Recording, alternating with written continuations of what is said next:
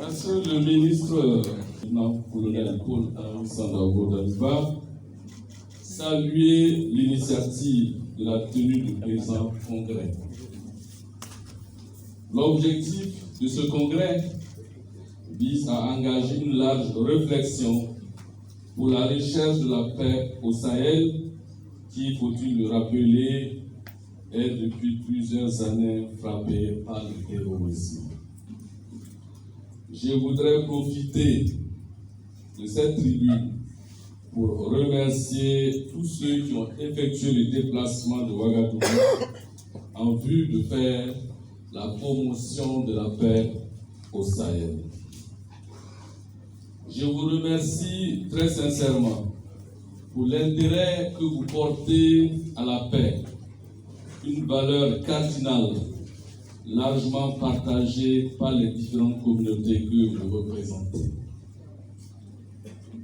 Honorables invités, mesdames et messieurs, c'est le lieu pour moi de saluer l'engagement et le sens de la responsabilité sociale de chacun de vous pour ces contributions fort appréciées par le gouvernement. Vos actions en faveur de la recherche de la paix sont en parfaite harmonie avec l'appel du chef de l'État pour une contribution citoyenne, aussi bien à la lutte contre le terrorisme que pour le développement tout court.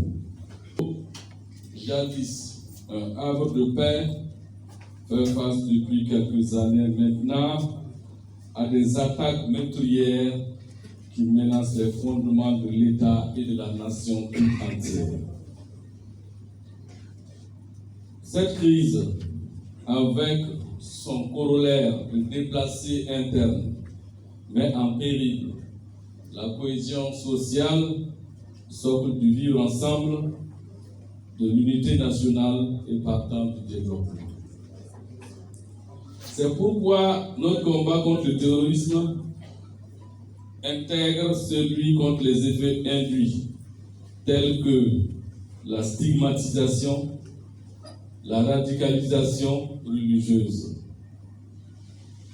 J'appelle tous mes concitoyens à l'esprit de discernement, de concorde sociale et d'unité nationale. J'estime que ce congrès vient à point nommé, car il permettra aux participants d'accorder leur violon sur le concept de terrorisme et surtout d'échanger et de dégager des actions en vue d'une consolidation de la paix dans la région du Sahel et partant au Burkina Faso.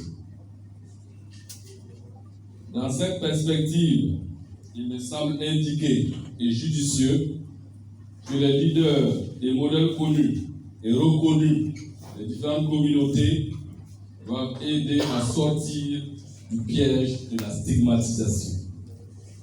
Pour ce faire, m'adressant aux leaders de toutes les communautés dans leur ensemble, ici présents ou non, il est clair pour chacun et pour tous que notre attitude non équivoque, nos discours et actions lisibles constituent, à n'en pas douter, le remède le plus évident contre la stigmatisation pour un vivre ensemble apaisé.